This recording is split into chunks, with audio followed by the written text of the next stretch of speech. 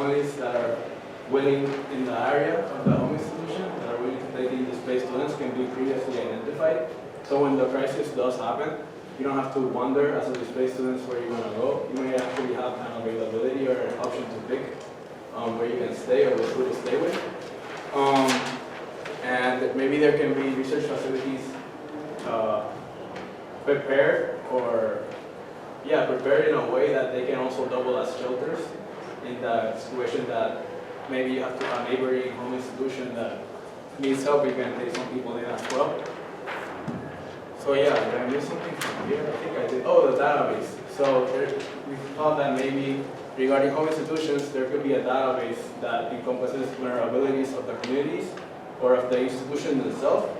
And that database should have point of contacts, right? That either they're a point of contacts to get the information or they're a point of contact to require the help. Besides that, I think that's... Yeah, deploying training, identifying schools that are weak. So not everybody had access to internet or to be able to do the application process to transfer from their original institution if they are a displaced student, where not everybody had a point of contact that could help them do that process. So maybe we can have RISE identify institutions that are prepared to actually take these students so we can avoid student poaching. And then those identified RISE institutions can be like deployed, have representatives deployed in the case of Puerto Rico, for example, to the UPR Manila West campus and be there ready to take students that don't have access to the internet and who want to participate in the transfer process. Student chapters. Student chapters? Yeah. So we were talking about maybe rights, not only like just a conference, but also something more related to school, like universities. So maybe like a like smaller student chapters that can do like more local events and. We also have some academic ideas for grad students, like having spaces to nurture community at interdisciplinary level. We can have local events which are more regional. We have capstone. And I think Rice should have like a website or something that identifies the professionals that are here, that are form part of the network, so that continuity and collaboration keeps going after the Rice conference. So that way, when you're back home and you want to actually contact some people that you met, maybe you don't have their card, you know where they are and maybe where they can help you. Yeah. Do you register in the app? Because you can register now. Always creating a profile. Nothing about the profile, como que it says very little information, not so much like phone number, email, That's the kind of person that also can share the phone and the contact information. You can Google the name and you can find it. So that's actually being developed as we speak. Okay. So maybe have it accessible. Goes to my part. Okay, so I have a couple, I've listed what I heard. For some of them, I'm gonna ask that you clarify if you're thinking about the communities that surround or that are part of the institution, or if you're thinking about yourselves as the community, as students of the community. So mental health, were you referring to your own needs as a student community or of the communities that are that surround the university or the institution that you're part of? When you were thinking about that as a whole. It would probably be both, because students that are displaced, they're affected by the climate change, but also one of the problems in like Orlando, there was like 100,000 people that came in. That still affects the community because suddenly you get this influx of population that might affect you, not to a scale of like a natural disaster, but things are going to be changed within like your community. So I would say it's for both. Okay. So then, thank you. I have language barriers, meaning language support, like ESL courses, fast track ESL or support. Course validation. So you mentioned something about courses being the same, but they have a different name. Is that what you mentioned? So we take English, Advanced English 2 in UPR Manila West. That's what I teach, yes. Yeah, and you go to UCF and they don't see it as an equivalent course to their Advanced English switch to UCF. For Whatever the basic name English. is, right? It's the same syllabus, it's not transferred. So maybe a more standard or structured way to validate courses to make sure that you don't have to repeat or take courses that you have already taken at the other institution, okay? Housing, you mentioned research facilities that also can work as shelters in the case of right after the big disaster. That's, yeah, I hadn't thought of that. A database for institutions and communities. You mentioned, I heard the word vulnerabilities of the institution and communities. So maybe something happens in Orlando, right? There's a irrigation that crosses to Orlando, and there's a specific area of the university, or you know that the university UCF, Orlando has Full Sail University, it has UCF as well. Maybe you know that Full Sail specifically has a flooding problem. So that way you know that that's a necessity that institution has to begin with, and you're not wondering what type of aid they might need. And maybe if, in the case of Puerto Rico, for example, if there's no way to reach or contact the institution at the moment, that might give you an idea of the. And there's maybe a point of contact available. Okay. Especially in schools. So that might also be linked to the idea of RISE identifying institutions or members of the institution that can be deployed directly to the institutions. Yes. So I think, just kind of tying all the loose ends together, is just that students, especially those who are going to be displaced by disasters, have a place in RISE where they can go for all of these resources. For all of that support. Yeah, so academic equivalency courses, so they identify institutions that not only are available and willing and honestly prepared to accommodate and enroll these students in maybe an expedited application process, and also to prepare their own community for the influx in population that might be happening. There's a full-scale recognition of what RISE might be able to do for these students at these institutions, and making sure that they're not taking on students that they're not prepared to take on, whether it's accommodations or the student coaching and leadership just learned about, which is So- just to avoid all of that together. It sounds to me, you correct me if I'm wrong, that there's two main areas in your discussion. One is, what can RISE do, or what do I need from RISE if I am part of an institution in the middle of a crisis, right? And I need that support and I need to move. What needs to happen? What does RISE need to create in order to provide that support for me? And then what do I need in terms of myself as a student for professional development, for research, for learning in that institution? Is that correct? Are those more likely to? Okay. All right. Thank you very much. That was awesome. Okay. Yes. So who's the next group? Who's coming up? You ready? Okay, go ahead. Who's ready? Remember, I don't train. I will make you go. Come on, David, let's wait. I will make you ready together. We're gonna take all of your honors. We only have about 20 more minutes, so who's coming up? So we wrote, Can you come up here so everyone can see it? I know that coffee kicked in already. Okay. it's a week coffee.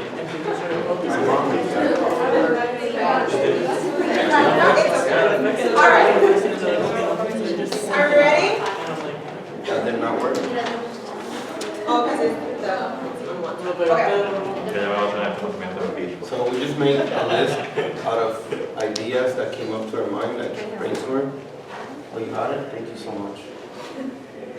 So yeah, we said become an activist in your community, just being active in your community, being aware about everything that's going on around the world. So in this case, like, we came to RISE and now we have this awareness and we're aware about these things.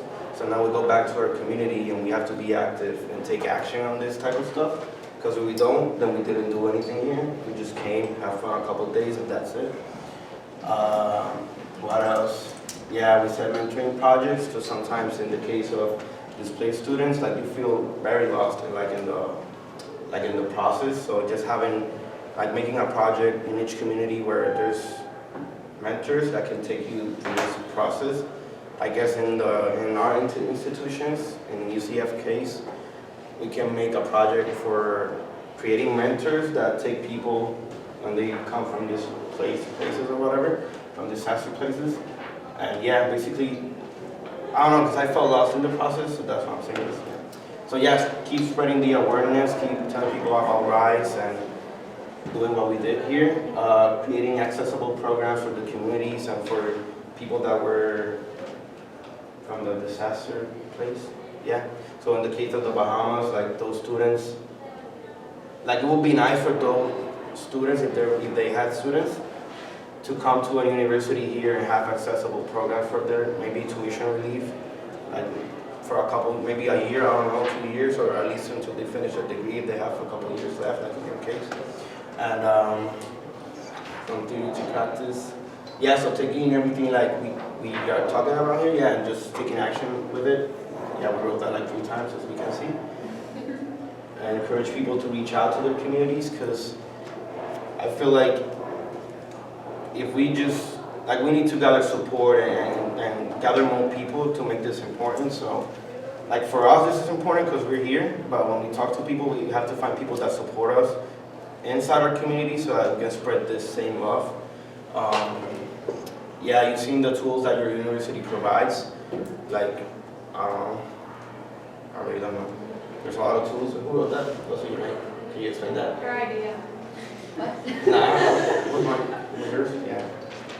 Oh, yeah, I just think that the community aspect of the university is something that's super unique to a university. There are people from all over the nation, all over the world that come together in a small area, and they have a new community that they've created within themselves. And so taking the information that they learn to help within that community, as well as when people go back to where they're originally from or where they're going to take their lives in the future, taking the information and encouraging people to spread what they learn in university out to larger audiences and creating a more interconnected web of networks.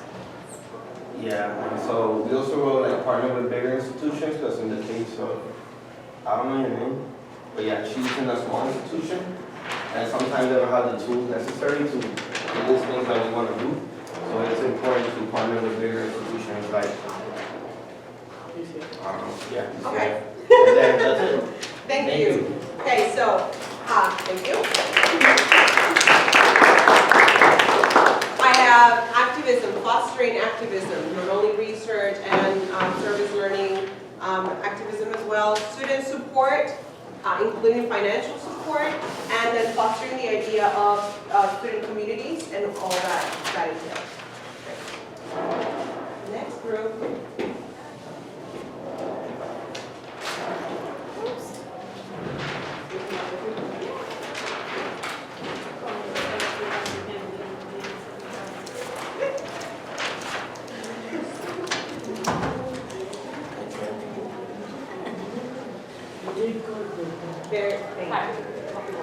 I'm going to talk about the first part, and then Gia's going to talk about the second part. So from my standpoint too, I'm coming from a position where I go to Depot College in Buffalo, New York, and my experience is primarily with growing students into roles as researchers and practitioners. And so we had a lot of really good discussion. My group had some great ideas. And some of the main things that we wrote down, we're talking about building community service through local and regional organizations and working with local issues and being involved with that as students. Fostering community relationships through institutional service and being able to network through that. Building connections with local, state, and national leadership agencies. We want to focus on amplifying student voices within our institutional organizations. And like you talked about, we have a unique role in that we have a solid opportunity to be able to do that. And then increasing interdisciplinary communication. And I think that us being able in our institutions to create a common language at that point can help us foster better relationships, interdisciplinary or transdisciplinary, once we leave those institutions. And then talking about what RISE can do for us, creating a common language, being able to come here and understand a common language so that once we leave and go back out, we can continue to like work with what we were discussing in these couple days while we're here. And then empowering individuals, whether that means me as a researcher or student or practitioner or displaced students, whatever our role is, being able to have the community feel like they have empowered voices and be able to actually act on that. Fostering professional networks, like we talked about with the app even, being able to work on using the networks that we're creating these couple of days and making sure that it's not just about what's happening in this conference, but continuing that. And then going on with the common theme is having organized access to data and information. And then I don't know if we can continue that. Yeah, I came late to the group, so I wrote my ideas down here and I will share it with you.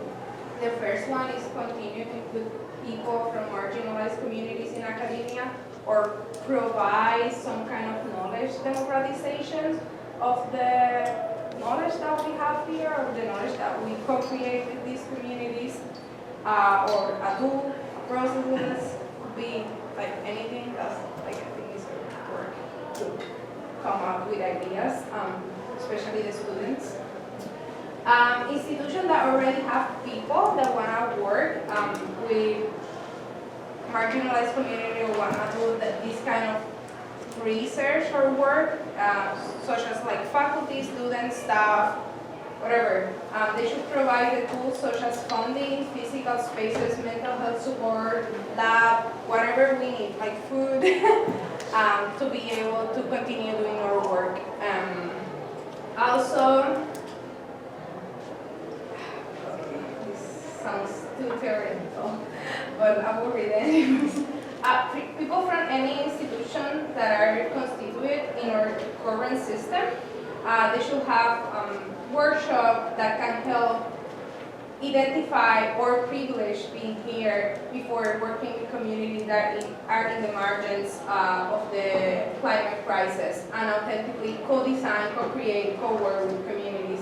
So I think that's something that we can do as a prize platform. Have those workshops to understand the privilege that we have being here and the differences between our community. So because we all doesn't have the same, we don't have the same background. So even if it's a platform, if we do an exercise, we will find differences. So, yeah, thank you.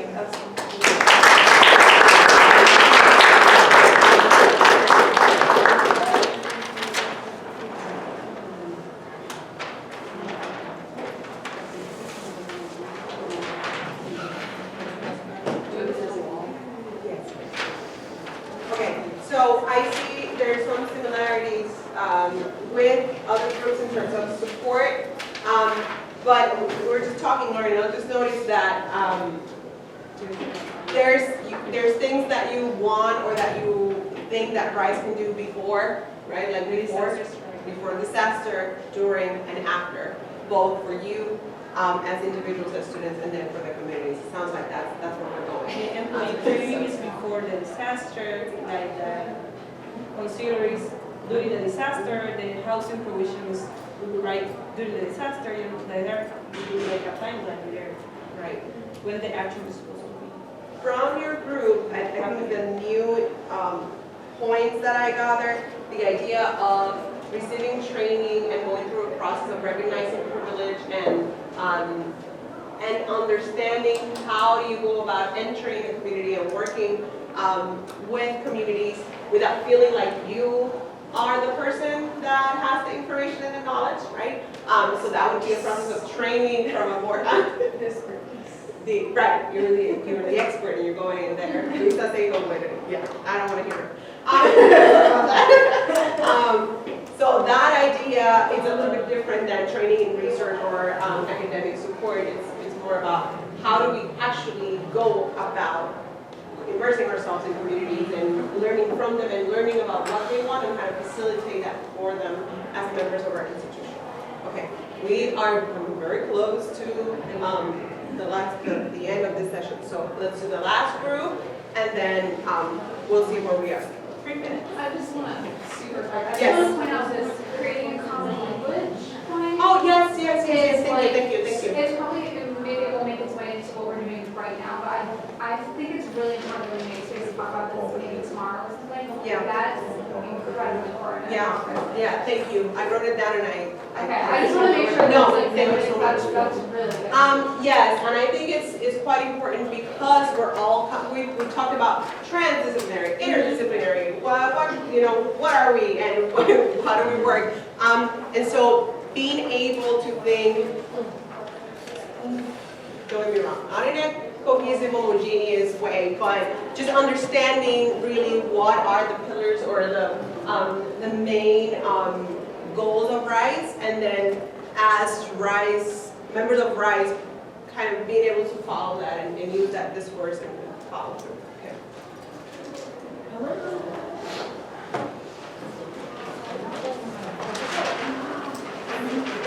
Pressure. There you go. ¿Qué pasa? Oh my goodness, okay. You're not all going to talk, right? Because you have 3 minutes. Tenemos a... Is Angelica going to talk? Tenemos a Angélica. So, You're being timed, by the way. when we got the question about how can home institutions contribute to their individual and their community resilience, I study at Arizona State University, and I am part of a project that gives back to the community by doing a library and deploying it to the island that it's supposed to go, whatever. So I came to the table saying it would be nice to have project-based classes, and that the project that you have, it has to tackle, or it has to be something that is gonna resolve a community problem. So that's how I have approached in that project that I am, and I've seen that it's effective. And the yearly receive feedback from the library, and now we're on the 5th version of one of the islands. So I see the feedback and the constant retribution of having that connection between Arizona State University and that community in that place. Then Victor gave the idea that not only being a project-based, it can be a year project of your bachelor's or your master's, and then you have to tailor it to a community, and you're going to spend a year trying to find a way to help that community and resolve whatever issue it is, and use your resources to help them, because as Gia explained in the last group, we are in a position of power. We are students, we're going to college, we're going to the university. I have so many friends that don't go, and we have to think about, wait, if I'm here, I gotta find a way to help them. So yeah, I think that trying to use your coursework and your studies to help another community, you're connecting the university, at least in your individual level. So when you say theory of change to a PhD student that's working on theories of change, she will do it in a way that's very specific and put it in a box, very theoretical. So when I think theory of change, I think if something, then something. If we take care of taking these steps pre-disaster, then you will be able to respond to a disaster, post-disaster, in a responsible way. So what are the preconditions that we wish would exist? What are the ways that we're dreaming that we're going to be able to relate to each other? One of them is, as Lorena was explaining, so one of our ideas was this one-year project, but it's basically emphasizing university-community partnerships. That's really where we want to go with this. It's this emphasis that we want to be part of the mental model that goes into building RISE as a platform. Long-term relationships. Building a network means actual long-term relationships within people, within institutions. And that means looking for institutional champions who are going to move the conversations that we need to have. Local offices, local institutions, where are the places, what are the offices that need to be talking to each other? Is it admissions? Is it research? Who needs to be talking to each other, and where are they within each institution? And each institution can decide that. Shelters, receiving institutions, identifying it. Should it be by discipline? Should it be by geography? Should we have regional networks? So when Puerto Rico has a situation, should they be channeling their efforts to, or should we be talking about Florida and North Carolina, so like a southeast region, or you know, should it be something by discipline? So Cornell specializes in their extension, it's really, really good, so we're gonna be taking on agricultural economics students. Like, what is it that we wanna do in order to be able to talk to each other and really host people in a responsible way? And then avoiding prescriptive solutions is super important, tailoring it to the institutional capacity and the geographical constraints as well as the monetary constraints that each institution has. How much do we need? How much will we need? And how much are we going to be able to give?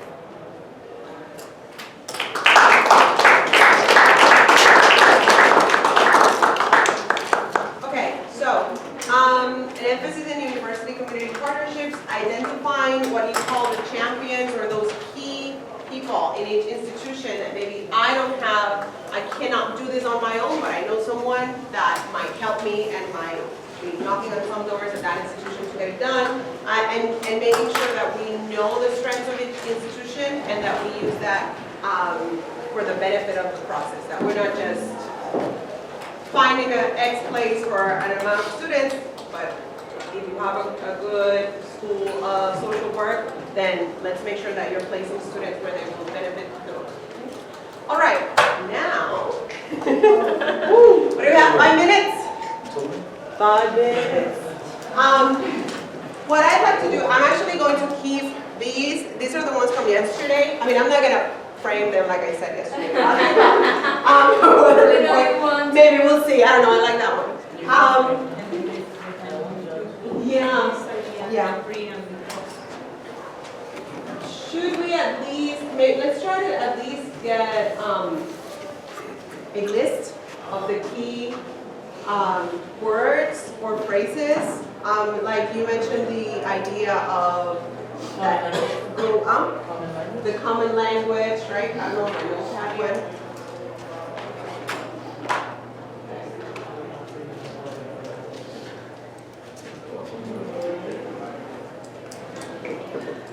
I can't look back here and try to do the math at the same time.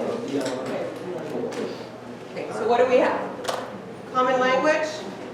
Relationship building, leadership, building connections, community relationship. Yeah, but all of this is the same, right? Relationship and building connections. Yeah, but Very similar. so relationship building / connections, let's do that. Like empowerment of individuals and amplifying student voices. Empowerment, I remember activism, amplifying. Organizes access to data. We have one person that say database. The database.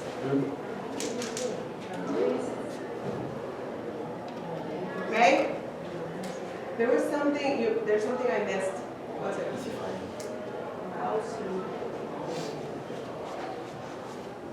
In general, the service for special students. The service. The service for the students. Okay, so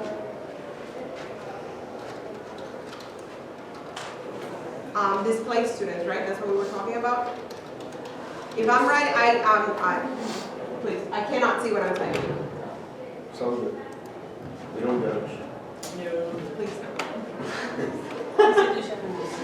This is for the Identifying, right? for the pre-disaster conditions. Institutional champions.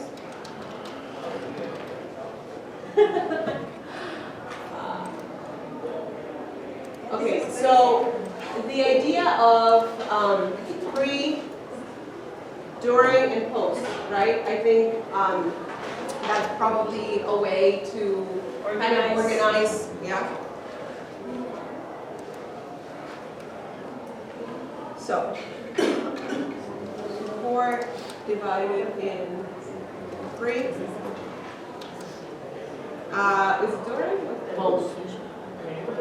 Pre and post, not the during. So pre and post disaster And yesterday we had a conversation about disaster and crisis or crises, and maybe we're not just talking about natural disasters. Yeah. What are we missing from that list that we need to have there? There's the idea of support. Oh, Free programs. Because most for students that exam, they have to tuition, right? pay. Programs Right. is Yeah. Tuition waivers. money, Yeah. Tuition waivers, yeah. More money. at least 2 years, I think. Housing.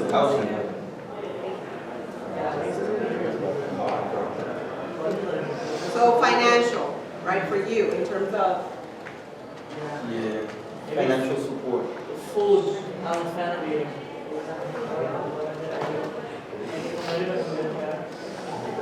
No, porque va a tocar food pantry. housing,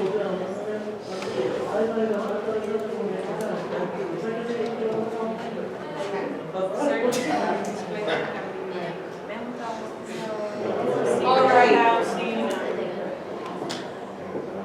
this.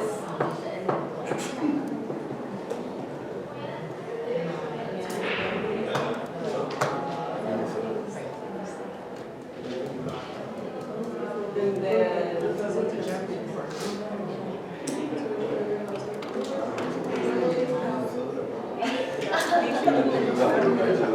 The service include like mental health, senior. Yes. Services, so support, post financial support, mental.